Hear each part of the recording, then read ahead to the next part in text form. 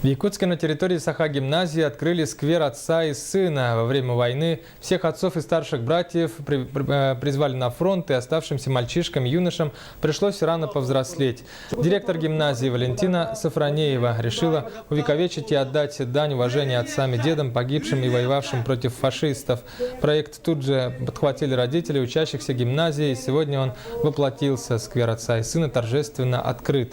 От имени Лиги отцов республики Айхал Габышев вручил медали принявшим активное участие в реализации проекта. В будущем сквер благоустроят, посадят цветы и украсят.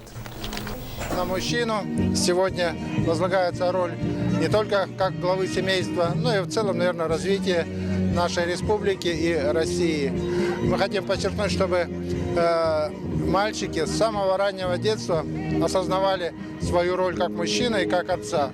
Мы предлагаем поддержать инициативу Саха-гимназии, провести такую акцию в других школах республики.